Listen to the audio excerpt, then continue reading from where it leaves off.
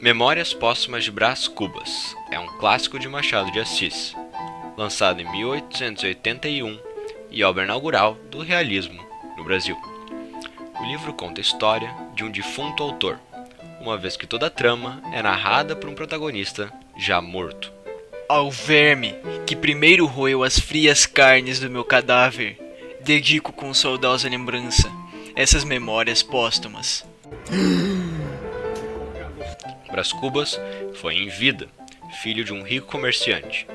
Sua infância foi de um típico pequeno burguês do Rio de Janeiro imperial, sempre cercado de mimos.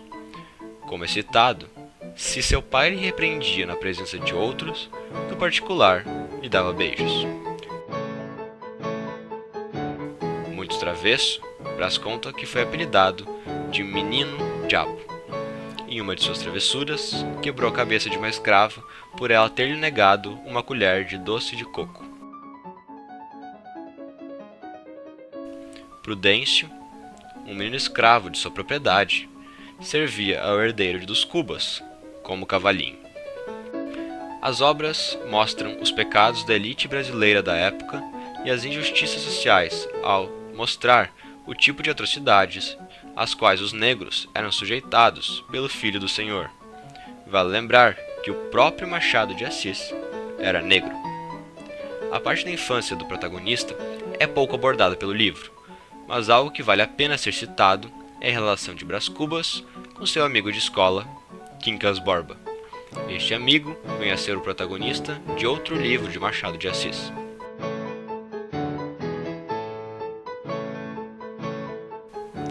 Passada a infância, nosso defunto autor revela seu caso com uma prostituta espanhola, a primeira mulher de sua vida. Brás conheceu a bela Marcela quando tinha 17 anos. Ele se apaixona perdidamente pelos encantos da moça.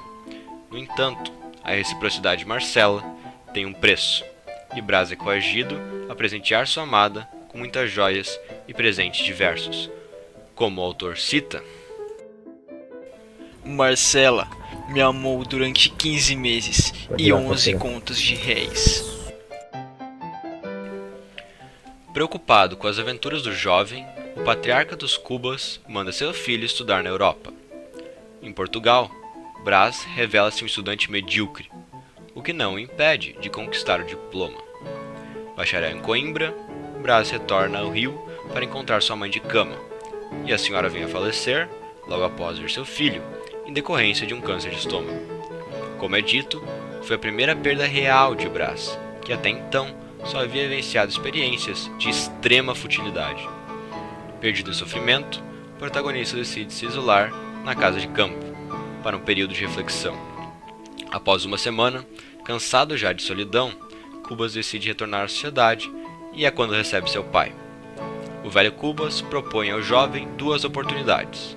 A primeira, o casamento com uma moça chamada Virgília, e a segunda, uma candidatura a deputado. Seu pai afirma que é essencial Brás se recuperar logo, dizendo que fundamental era valer pelo que a sociedade pensava. Nesse ponto, e em vários outros momentos, Machado faz lembranças e duras críticas à superficialidade da alta sociedade carioca, usando muitas vezes da ironia que lhe é própria. Disposto a acatar os projetos do pai, Brás retorna à cidade. Conhece Virgília, começa a namorar e ele prepara sua candidatura. Nesse tempo, vai a Ourives para consertar seu relógio e depara-se com Marcela, que, envelhecida com o tempo, perdera sua beleza e surgira toda deformada. A visão do antigo amor o preocupa, mas, como todos os seus sentimentos, dura pouco. O tempo passa e surge em sua vida Lobo Neves, que arrebata-lhe Virgília e, consequentemente, sua candidatura ao Congresso. A decepção para com os fracassos do filho acelera a morte do pai de Brás. A morte do pai de Brás leva a uma discussão junto à sua irmã sobre o destino da herança da família. No fim da querela, os dois saem brigados. Anos passam e Brás Cubas sabe do retorno de sua antiga noiva ao Rio. Como era de praxe para a sociedade, após alguns encontros em bailes, Lobo Neves, antigo rival de nosso herói, convida-o para o jantar em sua casa. E é nesse jantar que Brás e Virgília se reencontram e reatam sua união, dessa vez às escondidas. Nesse tempo, Cubas encontra alguma função e passa a escrever textos de teor literário e político no jornal. Após certo tempo, Lobo Neves suspeita do romance de sua esposa, o que leva Brás a propor à sua amada uma fuga, ao passo que ela recusa, mas sugere que passem a se encontrar em uma casinha na Gamboa.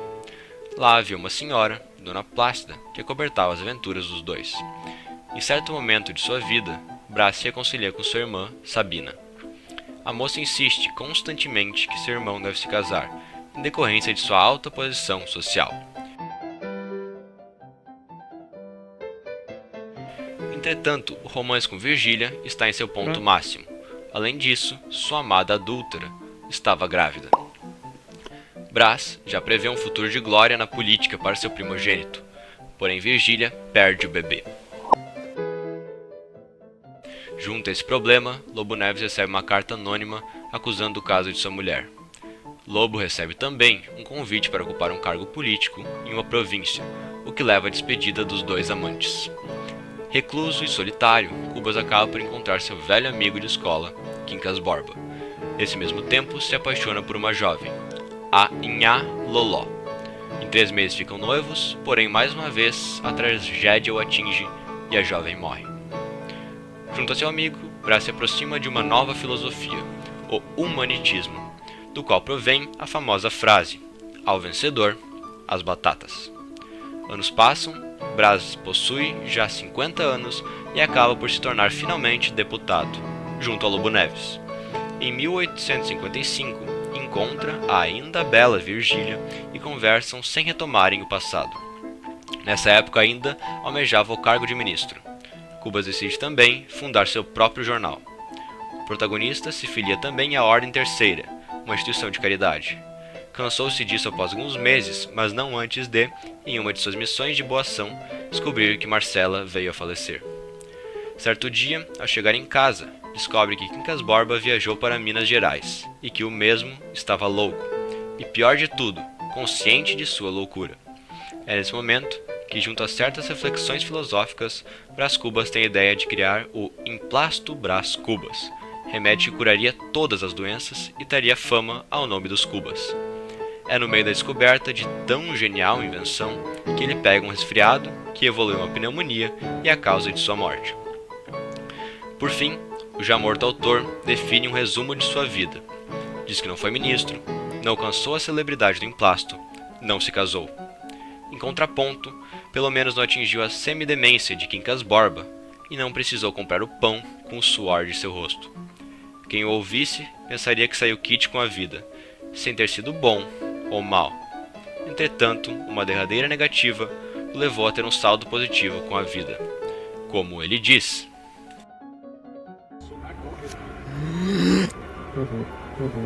não tive filhos.